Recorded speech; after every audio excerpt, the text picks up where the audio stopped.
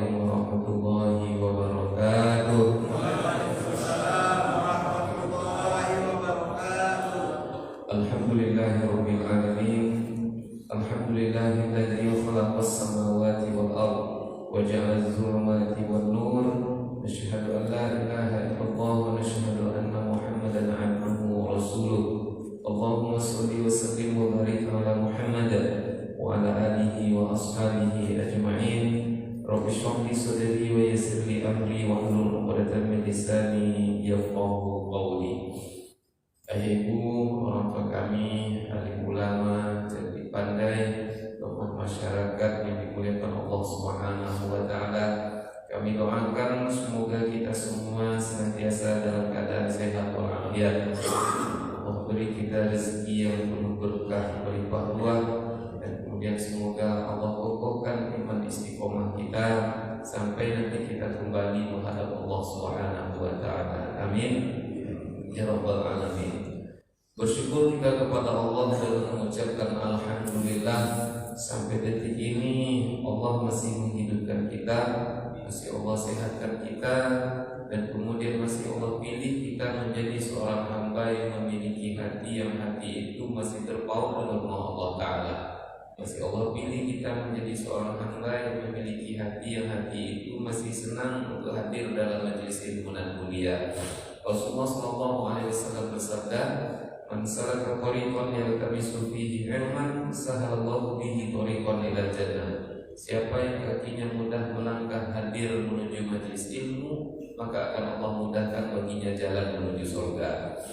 Salawat dan salam kita doakan semoga senantiasa tercurah untuk kekasih kita baginda Nabi Muhammad SAW. Mudah-mudahan seiring dengan banyaknya kita berselawat kepada Rasulullah, kelak di yaumil qiyamah Rasulullah berkenan untuk memberikan syafaatnya kepada kita semua. Ibu kami yang kami muliakan, kita awali pertemuan kita subuh ini dengan sama-sama membaca surat Al-Fatihah, boleh? Baik. A'udzu billahi minasy syaithanir rajim. Bismillahirrahmanirrahim. Alhamdulillahi rabbil alamin. Ar-rahmanir rahim. Maliki yaumiddin. Iyyaka na'budu wa iyyaka nasta'in. Ihdinas siratal mustaqim. Siratal ladzina an'amta 'alaihim ghairil maghdubi 'alaihim waladdallin. Amin. Akhir kami lanjut kita belajar dari hadis-hadis Nabi Muhammad SAW yang terdapat dalam kitab Riyadhus Shalihin. Hadis yang ke-22. An Abi Nujaydin bi dhammin nun wa fathil jim, Imran ibni Husayn al-Khuzai radhiyallahu anhuma, Allah meridhai mereka berdua. Annam ra'atan min Juhainata, ada seorang wanita dari Juhainah, dari satu tempat yang bernama Juhainah. Atas Rasulullah sallallahu alaihi wasallam, dia datang menghadap Rasulullah sallallahu alaihi wasallam. Wa hiya hubla, kondisinya dalam keadaan hubla. Hubla itu hamil. Hamilnya minaz zina, dari perbuatan zina. Faqalat, lalu ia berkata, seorang wanita dari satu tempat yang namanya Juhainah tadi, berkata dia, "Ya Rasulullah, wahai Rasulullah, asabtu haddan fa aqimhu alayya." Wahai Rasulullah, aku telah melakukan sesuatu yang menyebabkan pelaku mesti dikenakan had, hukuman. Fa'aqimhu alayya, maka tegakkanlah hukuman itu di ke atasku, kata wanita tersebut.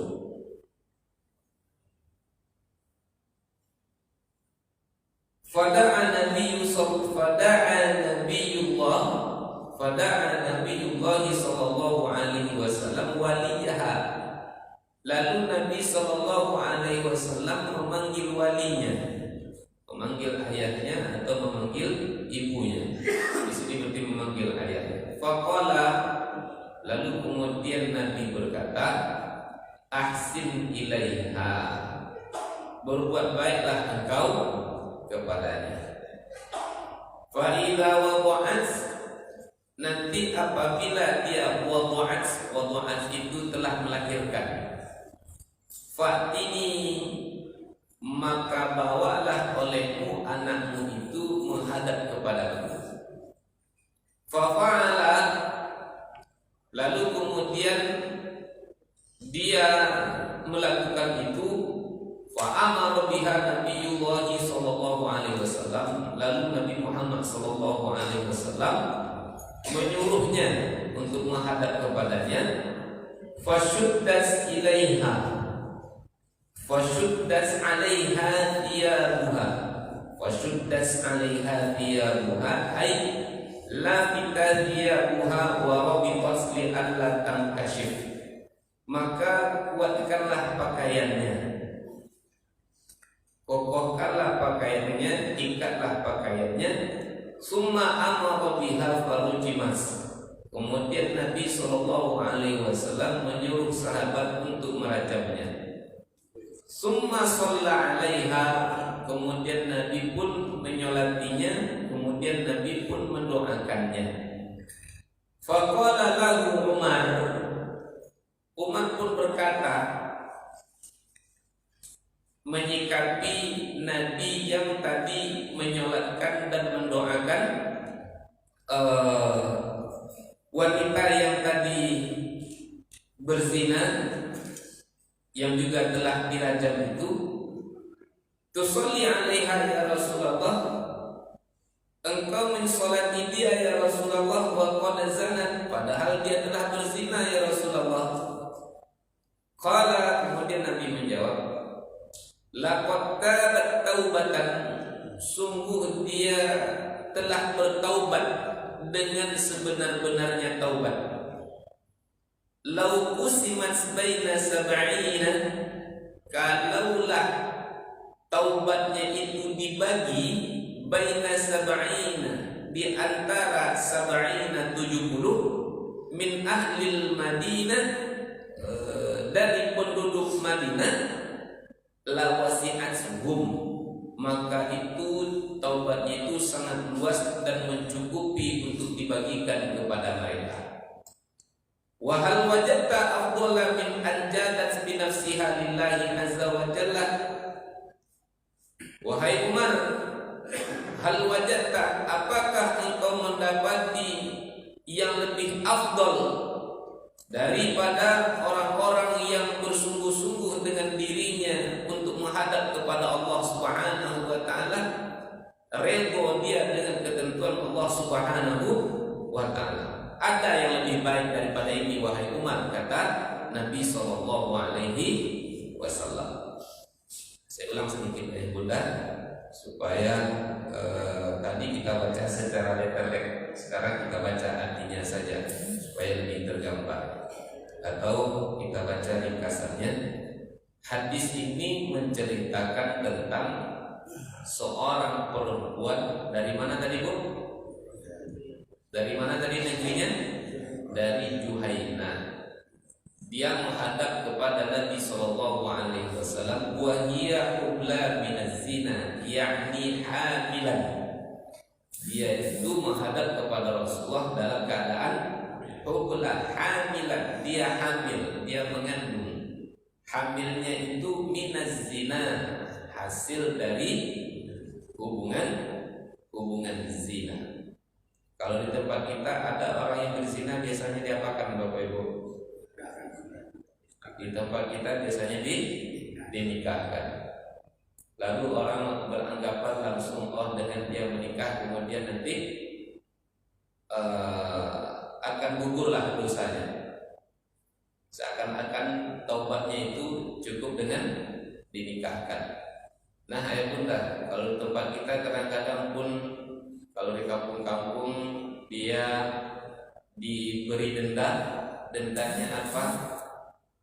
Membayar 40 sak semen. Setelah membayar 40 sak semen, diberikan kepada masjid atau musola, perluasan masjid. Wah, ini banyak terjadi nih Pak. Jalan ke masjid itu dibangun, dicor dari semen yang itu didapat dari mana tadi Pak? Dari hubungan zina. Jadi kalau semakin banyak orang berzina di negeri itu, semakin makmur lah masjidnya. Maka hati-hati Bapak Ibu dimuliakan Allah. Ini hati-hati juga kita sebagai pengurus masjid ya Pak. Barangkali ataupun kita tak pengurus masjid, tapi kita di kampung, suara kita didengar oleh orang di kampung. Kadang-kadang di kampung pembangunan masjid kan sering mengandalkan orang-orang di rantau, karena pandangannya orang-orang di rantau itu sukses semuanya. Padahal sukseskah semua orang di rantau? Belum tentu juga. Semangat di kampung-kampung itu kadang-kadang saya tengok semangat membangun masjid itu luar biasa, tapi semangat untuk membangun roh orang-orang yang di dalam masjid itu, ini yang harus diperbaiki. Makanya bunda dimuliakan Allah, kita sebagai pengurus masjid, siapapunlah kita, maka pengurus masjid yang hebat itu adalah pengurus yang bisa membangun fisiknya, dan juga tak kalah pentingnya itu yang dibangun itu adalah ruh-ruh orang yang ada di dalam masjid. Apa arti masjid kita indah, apa arti masjid kita bagus, tapi orangnya di dalamnya tak bertegur sapa? Apa arti masjid bagus, apa arti masjid indah, tapi di dalamnya orang bertinju? Ada orang bertinju di dalam masjid Bapak Ibu? Aduh, ternyata. Mudah-mudahan tak terjadi di masjid kita ini. Amin. Ya Rabbal Alamin. Sampai-sampai datang babin kamtipmas, sampai datang polisi, sampai datang tentara, malu kita. Padahal kita sudah mengaji. Ini gara-gara pasir tadi ini sampai ceritanya di sini.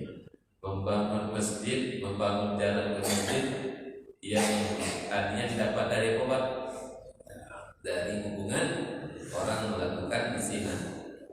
Dia ambil dari melakukan hubungan yang diharamkan oleh Allah Ta'ala, yaitu zina. Kalau di tempat kita dia langsung dinikahkan, lalu kemudian dia membayar 40 sampai 100 sak semen, gugur dosanya. Maka syarat gugur dosanya apa kemarin ayat bunda? Dengan bertobat kepada Allah. Syarat taubat berapa kemarin? Berkaitan dengan manusia ada 3. Kalau berkaitan dengan sesama makhluk ada 4. Mana yang 3 kemarin Pak syarat taubat? 1, menyesali dosa yang telah dilakukan. Kemudian yang kedua, ditinggalkan secara total. Nah, ini baru orang dikatakan telah taubat. Benar-benar tak dilakukannya lagi. Yang pertama menyesali, yang kedua dia tinggalkan, dan kemudian yang ketiga berjanji sepenuh hati untuk tidak mengulangi. Kalau berkaitan dengan sesama makhluk, tambah 1 lagi. Kalau ada yang berkaitan dengan hak-hak manusia, maka diselesaikan terlebih dahulu. Ada hutang, selesaikan. Ada gadai menggadai, selesaikan, dan seterusnya. Kemudian kemarin di dalam buku ini ditambah 1 lagi syaratnya. Apa biasanya syaratnya? Taubatnya sebelum expired, sebelum habis masa waktunya.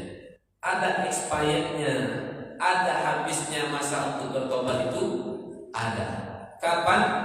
Ketika matahari telah terbit dari sebelah barat, ketika roh sudah sampai di tenggorokan. Maksudnya ketika ajal sudah datang, maka tak ada lagi taubat. Nah itulah syarat tobat. Tidak selesai dengan dia membayar 100 sak semen, tidak selesai dengan dia membayar 10 sak semen, tidak selesai dengan dia dinikahkan.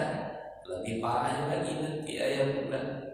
Kalaupun ketika itu dia bertobat kepada Allah, ini bahaya zina ini. Nanti kalau sempat lahir anaknya, efek dari hubungan zina itu apa? Sekalipun orang tuanya tobat, sekalipun orang tuanya telah bertobat kepada Allah Subhanahu wa Ta'ala, dia minta ampun bersungguh-sungguh dia, tapi kan hukuman tetap berlaku. Apa hukumannya? Contohnya anaknya yang lahir nanti, lahir anaknya perempuan atau lahir anaknya laki-laki. Kalau anak perempuan boleh dibintikan kepada ayahnya, boleh dia dibintikan kepada ayahnya. Kalau anak laki-laki juga tidak boleh. Selesai sampai di situ? Tidak selesai. Lalu kemudian kalau datang masa-masa dia untuk menikah, ayahnya boleh menjadi wali? Boleh ayahnya menjadi wali? Tidak boleh ayahnya menjadi wali. Lalu siapa yang akan menjadi wali dalam pernikahan anaknya itu? Wali hakim. Ayah bunda dimuliakan Allah. Tak ada yang menyedihkan, yang menyakitkan bagi seorang ibu, seorang ayah, bagi orang yang punya perasaan tentunya. Ustaz ya, datang besok ya di hari pernikahan anak saya. Insya Allah bunda saya datang. Tanggal berapa bunda? Tanggal sekian jam sekian. Insya Allah saya datang.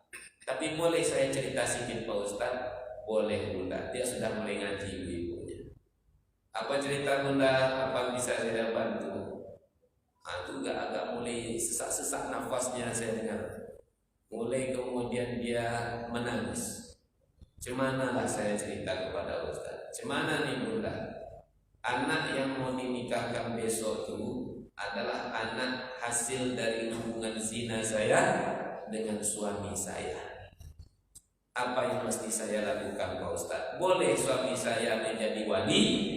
Maka saya katakan, setahu saya tidak boleh. Anak hasil hubungan zina dia tidak boleh diwalikan oleh ayahnya, sekalipun memang itu ayah yang berzina dengan ibunya tadi, tidak boleh. Dites DNA-nya pun sama, tidak berlaku dalam Islam. Apa sebab? Kalau bahasa Ustaz Abdul Somad, karena bapak itu mencoblos sebelum hari H. Tidak berlaku. Mencoblos sebelum pemilu. Berhenti sampai di situ? Tidak berhenti. Nanti mati ayahnya, mati meninggal ibunya, boleh dia mendapatkan warisan dari situ? Tidak berhak mendapatkan warisan. Atau ayahnya meninggal lebih dulu, berhakkah dia? Kalau ayahnya meninggal dulu, anaknya tak berhak. Atau anaknya meninggal lebih dulu, berhak dia? Ayahnya atau ibunya mendapatkan? Juga tak berhak. Berhenti sampai di situ ayah bunda? Tidak juga berhenti sampai di situ. Nanti punya adik contohnya. Adiknya itu laki-laki. Yang ini lahirnya sekarang ini perempuan contohnya. Anak pertama perempuan, anak kedua laki-laki. Anak laki-lakinya tadi boleh menjadi walinya. Tadi ayahnya tak boleh. Sekarang adiknya boleh? Adiknya juga tak boleh, tak sah menjadi wali. Kalau dipaksakan juga ayah bunda, dosa kan tuh? Dosa. Sudahlah dulu berzina, lalu kemudian dia sudah tahu tapi masih dilanggarnya juga, dipaksakan juga dirinya menjadi wali. Bertumpuk-tumpuklah dosa ketika itu, sehingga nanti disitulah akan lahir anak cucu keturunan dari hubungan zina. Nah, dia ini hamil dari hubungan zina. Karena qad zanat, dia itu telah berzina. Faqalat, lalu kemudian dia berkata, wanita tadi berkata, ya Rasulullah, wahai Rasulullah, inni qad asabtu haddan fa'aqimhu alayya. Aku telah melakukan suatu pekerjaan dosa, melakukan maksiat, yang mana maksiat itu tentu akan membuat aku dikenakan hukum. Di dalam syariat kita yang mudah dimuliakan Allah, kalau orang berzina dia belum menikah, maka hukumannya apa? Dia dipukul sebanyak 100 kali. Az-zanitu waz-zaniyatu waz-zani wajlidu kulla wahidin minhuma mi'ata jaldah. Pezina perempuan, pezina laki-laki, maka dia dipukul sebanyak 100 kali. Tapi kalau orang berzina dia telah menikah, maka dia apa kerjanya? Maka dia dirajam sampai mati. Ini qad asabtu haddan faqimu alayya. Tegakkanlah hukuman itu kepadaku wahai Rasulullah. Ai asabtu syai'an yujabul hadd faqimu alayya. Fada'a Nabiullah, lalu Nabi sallallahu alaihi wasallam memanggil walinya, memanggil ayahnya. Faqala, lalu kemudian Nabi berkata, ahsin ilaiha, berbuat baiklah engkau kepada anakmu itu. Artinya apa? Ya sebagaimana orang biasa, kita berbuat baik kepada anak kita hari demi hari, tetap kita berbuat baik kepada mereka. Tidak boleh langsung kemudian ketika kita mendapatkan informasi ada orang berzina, lalu langsung kemudian kita rajam dia, kita pukul dia. Boleh Pak? Tidak boleh.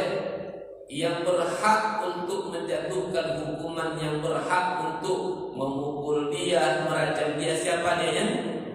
Hakim. Tidak boleh kita. Hukum riba itu tak boleh. Hukum jalanan itu tidak diperbolehkan dalam syariat Islam. Ada aturannya, ada takaran-takarannya. Tak boleh sembarangan. Nampak kita anak kita berzina langsung bapak ambil pisau, bapak ambil parang, kemudian bapak cincang dia, tidak boleh. Bukannya kita berpahala di situ, tapi malah kita bisa berdosa karena ada yang profesional lah di dalam bidangnya, ada perangkat-perangkatnya. Faqala ahsin ilaiha, tetaplah engkau berbuat baik kepada putrimu itu, kata Nabi Muhammad sallallahu alaihi wasallam.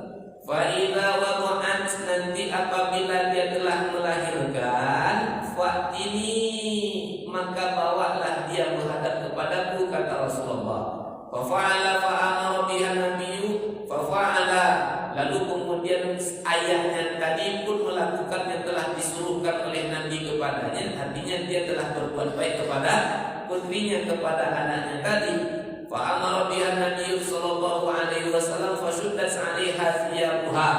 Setelah dia melahirkan, setelah dia menyusui, lalu kemudian Nabi menyuruh ayahnya tadi agar membawa anak perempuannya menghadap kepadanya dan disuruh dia untuk mengencangkan pakaiannya. Kenapa disuruh dikencangkan pakaian? Karena dia disiap-siap untuk dieksekusi. Eksekusi apa? Suma amara biha farujimat, dia akan dirajam. Berarti kalau orang kasusnya dirajam dan kasusnya di sini ya benar, berarti dia telah menikah. Orang kalau menikah tapi masih berzina, maka hukumannya apa? Hukumannya dia dirajam sampai mati. Kalau dia dirajam sampai mati, maka kemudian Nabi mengatakan kencangkan pakaiannya. Supaya apa? Nanti dia dilempar berapa kali Pak? 100 kali? 50 kali? Enggak 100, enggak 50 kali. Yang jelas berhentinya selesainya nanti kalau dia sudah mati. Dikubur separuh badannya. Setelah dikubur separuh badannya, lalu kemudian berkumpul orang-orang yang ada di kampung itu, dan kemudian mereka mengambil batunya tak terlalu besar dan batunya juga tak terlalu kecil, lalu dilemparlah dia beramai-ramai sampai nanti dia mati. Farujimat summa shalla 'alaiha, kemudian Nabi pun menyolati orang itu. Ketika dia meninggal dunia, Nabi pun menyolatinya, Nabi pun kemudian mendoakannya. Wa qala lahu Umar, lalu kemudian Umar di sini protes. Umar protes, "Tusalli 'alaiha ya Rasulullah wa qad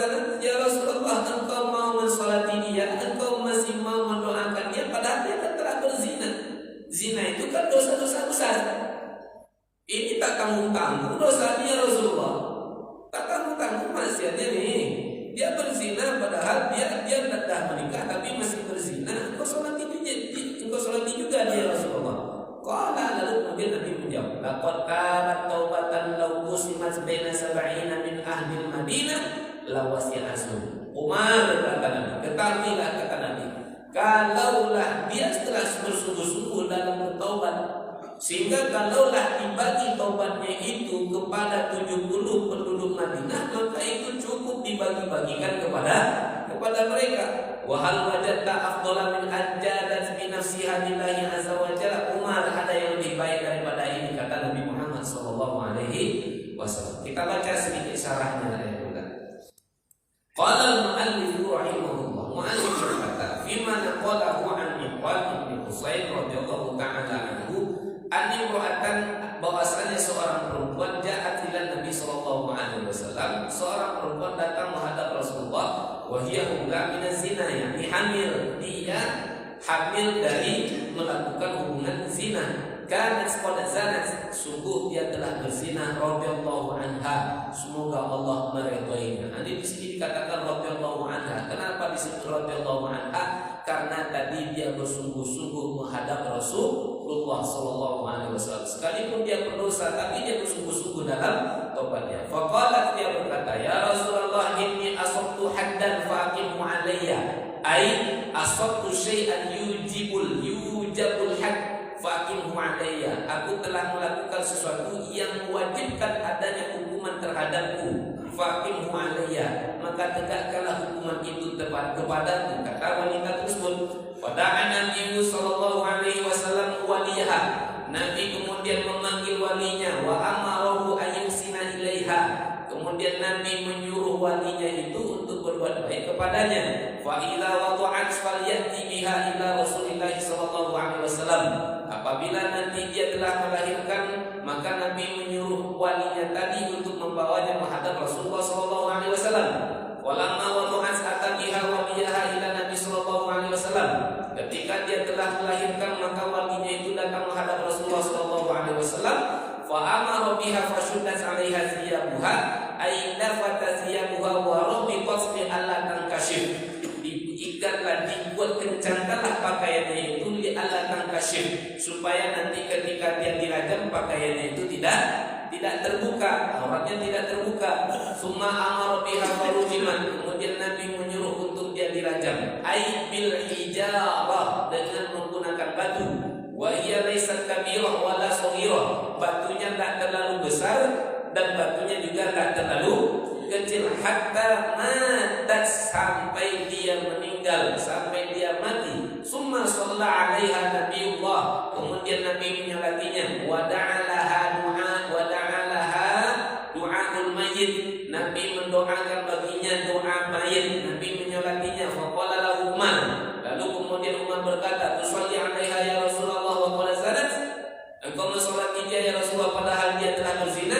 Ai wazina min kaba'iril dzunub, dan zina itu adalah dosa-dosa besar. Faqala, lalu kemudian Nabi berkata, laqad tabat taubatan law qusimat ala sab'ina min ahli Madinah lawasi'atuhum. Ai taubatan wasi'atan law qusimat ala sab'ina, dia telah bersungguh-sungguh dalam bertaubat. Law qusimat, kalaulah taubatnya itu dibagi ala sab'in, terhadap 70 orang, kulluhum muznibun, semua yang 70 itu berdosa. Jadi mana dari kalaulah taubatnya itu dapat dibagi, maka bisa dibagi kepada 70 orang, yang ke-70 orangnya itu adalah orang-orang yang telah berbuat dosa, telah melakukan dosa besar. Lawasi'at hum, maka cukup untuk dibagikan kepada mereka. Wa nafa'at hum, dan sungguh itu memberikan manfaat kepada mereka yang 70 orang tadi. Nah, ibu kami yang dimuliakan Allah Subhanahu wa taala, kisah ini mirip dengan kisah Ma'iz bin Malik. Kalau saya tak salah, saya dulu pernah menyampaikan tentang kisah taubatnya Ma'iz bin Malik. Siapa Ma'iz bin Malik? seorang lelaki yang telah menikah tapi kemudian dia berzina dan kemudian datang kepada Rasulullah Shallallahu Alaihi Wasallam. Ini agak berbeda, bedanya sedikit dengan Ma'is bin Malik itu, ayahanda dimuliakan Allah. Ketika Ma'is datang kepada Rasulullah mengaku dia telah, ketika dia datang menghadap Rasulullah, Ma'is berkata kepada Rasulullah, ya Rasulullah tolong sucikan aku. Lalu kata Nabi apa?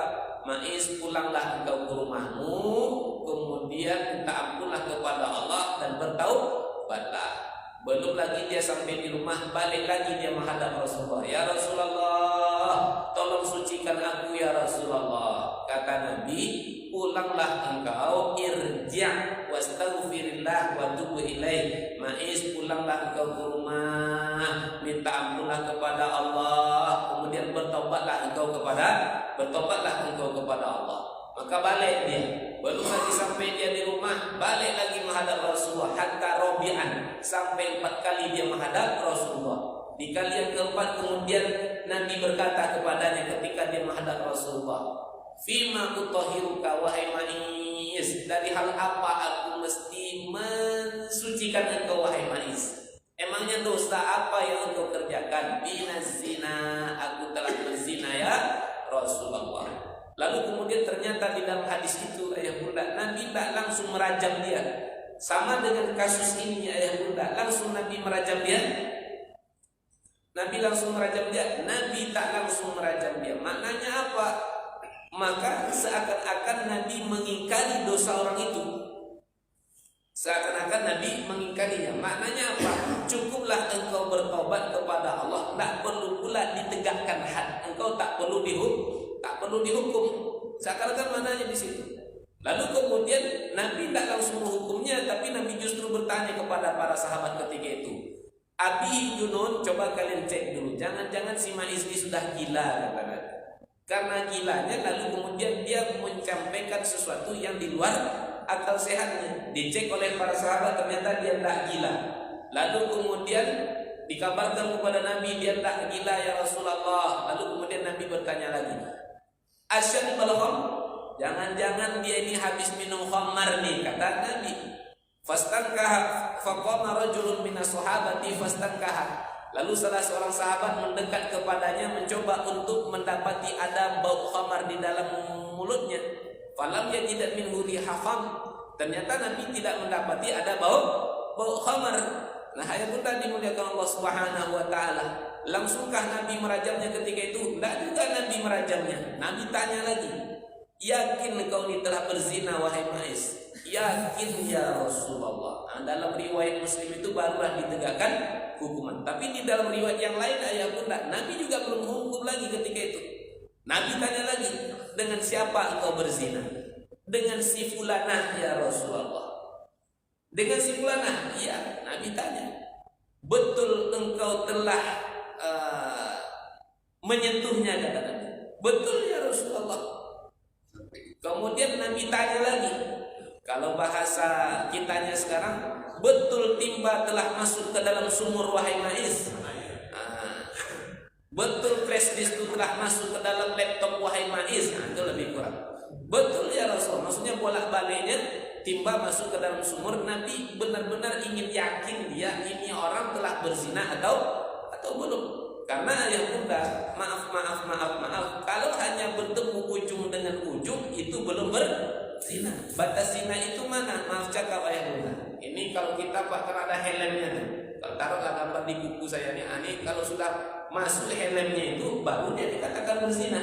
Tapi kalau belum tenggelam yang ujungnya tadi itu, maka dia belum dikatakan orang yang telah berzina. Yakin ya Rasulullah, barulah kemudian dia dirajam oleh Rasulullah Sallallahu Alaihi Wasallam. Tapi poin yang terpenting di sini ya bunda dimuliakan Allah dari hadis ini, karena kesungguhan dia dalam bertobat, dia redo dengan ketentuan Allah yang ada pada dirinya, maka disitulah Nabi kemudian mengatakan, wahai Umar, ada orang yang lebih baik daripada orang ini. Artinya ya bunda, kita tidak boleh hanya melihat dari yang zahir saja. Tidak boleh hanya melihat hanya yang dari zahir saja. Makanya hati-hati kita dengan menyebutkan aib orang lain. Si anu pendosa, si anu itu ahli maksiat. Bisa jadi di waktu kita mengatakan dia ahli maksiat, dia telah bertobat kepada Allah. Dia telah disucikan oleh Allah Subhanahu wa ta'ala. Artinya apa? Dia sudah telah bersih. At-taibu minadz dzambi kaman la dzambala. Orang yang bersungguh-sungguh dalam taubatnya, sesungguhnya dia seperti orang yang tidak punya dosa sama sekali. Ini kata Nabi, dikatakan begitu mulianya dia. Kalaulah taubatnya itu bisa dibagikan kepada siapa? 70 penduduk Madinah. Kalau riwayat Ma'is bin Malik itu ayat bunda, kalaulah taubatnya itu dapat dibagi kepada orang yang ada di dalam satu negeri, tak disebutkan batasan. Orang yang ada di satu negeri, disebutkan contohnya di Pekanbaru. Berapa banyak orang Pekanbaru? Berapa banyaknya orang di kita di Tangerang apa nih Pak? Tangerang apa itu apa nih? Berapa banyak orang yang ada di negeri kita ini? Lawasi'athum, maka cukup dibagikan kepada mereka. Artinya yang mudah diberikan Allah. Makanya sering kami katakan, Allah lebih suka dengan tangisan pendosa dalam taubatnya daripada ahli ibadah tapi sombong dengan amalnya.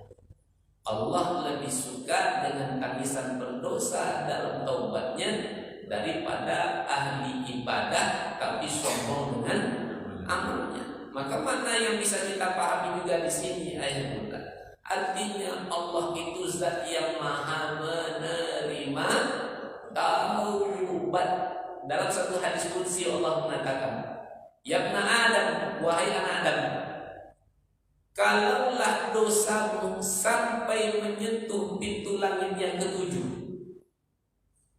kalaulah maksiatmu sampai kepada 7 lapis bumi, summa ataitani summa astaghfartani, kemudian engkau datang kepadaku untuk minta ampun, ghafartu laka wala ubali, aku akan ampunkan semua dosamu yang sebanyak apa tadi? Yang sampai menyentuh langit yang ketujuh, sampai dalamnya ke-7 lapis bumi. Engkau datang kepadaku dalam bersungguh-sungguh dengan taubatmu, ghafartu laka, aku akan mengampuni dosamu itu wala ubali, aku tak peduli dengan berapa banyaknya dosa yang telah engkau lakukan. Makanya kita tahu hadis yang sebelum ini kan hadis tentang orang yang pernah membunuh 100 nyawa. Maknanya apa ya bunda? Seluas samudra pun dosa yang kita lakukan, menyentuh pintu langit pun maksiat yang kita kerjakan, selagi kita bersungguh-sungguh dalam bertaubat, maka Allah adalah zat yang maha menerima taubat. Maka dalam surat Al-Maidah ayat 39 dikatakan, surat Al-Maidah ayat 39 Allah katakan, faman taba min ba'di dhulmihi wa aslaha fa innallaha yatubu alaihi innallaha ghafurur rahim. Faman taba min ba'di dhulmihi wa aslaha fa innallaha yatubu alaihi. Siapa yang bertaubat kepada Allah setelah melakukan kezaliman, dosa dan kemaksiatan, fa innallaha yatubu alaihi, sesungguhnya Allah akan menerima taubatnya itu. Innallaha ghafurur rahim, sesungguhnya Allah itu zat yang maha pengampun, sesungguhnya Allah itu adalah zat yang maha penyayang. Maka oleh karenanya ayah bunda, tak ada gading yang tak retak, tak ada kita yang tak pernah bersalah. Allah pernah mengampunkan dosa orang yang telah melenyapkan 100 nyawa. Allah pernah mengampunkan dosa seorang wanita padahal dia telah menikah. Alhamdulillah barangkali tak ada kita yang pernah membunuh. Alhamdulillah barangkali tak ada di antara kita yang pernah berzina. Tapi jangan sampai karena melakukan dosa kecil lalu kita anggap remeh-temeh, maka setitik demi setitik lama-lama menjadi bukit. Dosa kecil yang kita anggap remeh, lambat laun dia pun akan menjadi besar. Walhasil kalah kita karena taubatnya orang yang telah membunuh 100 100 orang, kalah kita, lebih hina kita daripada orang yang kerjaannya berzina. Maka ayah bunda, apapun dosa yang kita lakukan, segeralah kembali kepada Allah, bertaubat kepada Allah Subhanahu wa ta'ala. Jangan ditunda, jangan ditunda-tunda. Mulai dari ujung rambut sampai ujung kaki kita ini kan tak lepasnya berbuat dosa. Rambut maksiat, mata maksiat, apa yang ditengok di dalam handphone, apa yang ditengok di layar kaca, apa yang kita saksikan di televisi kita. Waliyazubillah. Ini ceritanya bisa agak dipotong sedikit bang, enak kita menyebutnya.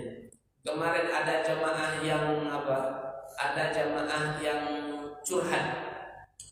Apa curhatannya? Ustaz, saya tidak bisa mendatangi istri saya, Pak Ustaz, atau sebaliknya kami berdua, Pak Ustaz, takkan semangat untuk mendatangi pasangan masing-masing kalau kami tak nonton itu dulu, Pak Ustaz. Kalau udah nonton itu, Pak Ustaz, baru nanti kemudian spanningnya itu kencang, Pak Ustaz. Baru dia muncul, Pak Ustaz. Kalau tak nengok itu lama, Pak Ustaz, katanya. Ayah bunda, nanti kalaupun dia yang datangi pasangan halalnya, tapi hakikatnya dia telah berzina. Kenapa? Karena pasti yang dia bayangkan siapa, Pak? Ketika dia mendatangi pasangannya, yang dia bayangkan siapa? Pasti dia bukan membayangkan pasangannya, tapi yang terbayang oleh dia apa yang dia tengok di layar kacanya tadi. Dosa satu, dosa mata kita maksiat, tangan kita maksiat, antara pusat dan lutut maksiat, kaki kita juga maksiat. Maka segeralah bertobat kepada Allah Subhanahu wa ta'ala. Dalam satu hadis dikatakan ayat bunda. Terakhir sedikit ayat bunda. Maka fi hadzal hadis, di dalam hadis ini kata penulis, dalilun ala jawazi iqraril insani ala nafsihi bizina. Boleh bagi seseorang untuk mengatakan kepada orang lain bahwasanya dia telah berzina min ajli tathhirihi, hanya dengan harapan untuk mensucikan dia. Dia tak tahu bagaimana, dia ingin bertanya bagaimana cara mensucikan dirinya. Maka kemudian la min ajli fathihi nafsahu fathahu nafsahu, tidak untuk mengekspos, tujuannya tidak untuk berceritanya. Dia kan ada orang habis berbuat maksiat tapi kemudian dia bangga, iftikhar, dia bangga dengan maksiatnya, itu tidak boleh. Kalau ada orang melakukan dosa lalu kemudian dia ceritakan dosanya, tujuannya untuk apa tadi Pak? Tujuannya menceritakan dapat solusi bagaimana cara membersihkan dirinya, itu boleh diceritakan. Tapi kalau hanya cerita-cerita gurauan belaka, aku dulu pernah minum tua, sehari itu seber aku minum tua. Nah, abang baru seber, aku gembel katanya. Ini iftikhar, berbangga banget, maka itu tidak boleh. Tapi kalau tujuannya untuk mencari solusi atas apa yang dilakukan, maka itu diperbolehkan. Tapi pernah saya baca komentar Ibnu Hajar Al-Asqalani. Ibnu Hajar mengatakan, apapun dosa yang kita lakukan tak perlu diceritakan kepada orang, kepada siapapun. Cukup kita dengan Allah yang tahu. Apa sebab? Allah itu zat yang maha menutupi aib kita, Allah itu zat yang maha mengampun. Nah, ini ingat nih ayah bunda, ada sedikit hadis nih kata Nabi, kata pensyarah, wa ammal insanu alladhi yukhbiru an nafsihi annahu zana yukhbiru bidzalika 'amatan nas fa hadha fadil. Adapun orang yang menceritakan maksiatnya kepada semua orang, kepada banyak orang, tujuannya ya untuk bercerita belaka, untuk ekspos, tak ada gunanya. Fahadha fadih, berarti dia telah mengekspos maksiatnya. Wa huwa wailul mu'afin, orang-orang seperti ini tak akan dimaafkan oleh Allah. Kenapa? Lianna Rasulullah sallallahu alaihi wasallam yaqulu, karena Nabi bersabda, kullu ummati mu'afi, semua umatku yang bersalah akan diampunkan oleh Allah Ta'ala. Illal mujahirin, kecuali mujahirin, bukan bukan mujahidin. Mujahidin bukan muhajirin. Nah, dia mirip-miripnya ya Bunda. Mujahidin, mujahirin, muhajirin.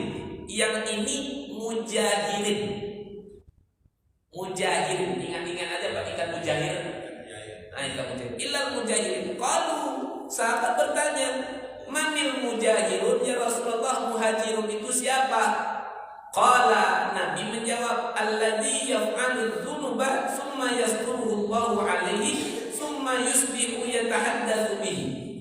Mujahirin itu adalah orang-orang yang melakukan dosa dan kemaksiatan, contohnya di waktu malam. Allah kemudian sudah menutupnya, ditutup oleh Allah, sehingga orang tak tahu akan dosa yang telah dia lakukan. Dia nengok film ini di waktu malam, dia nongkrong di bar ini di waktu malam. Kemudian sepanjang malam itu dosanya telah ditutup oleh Allah. Tapi kemudian summa yusbihu yatahaddatsu bihi. Waktu pagi, waktu siang datang, dia ceritakan dosa yang dia lakukan tadi malam. Itulah mujahirin. Itulah orang yang takkan dimaafkan oleh Allah Subhanahu wa taala. Ayat Bunda demikian dapat kami jelaskan. Mohon maaf atas segala kesalahan dan kekhilafan. Jangan ditunda-tunda untuk bertaubat.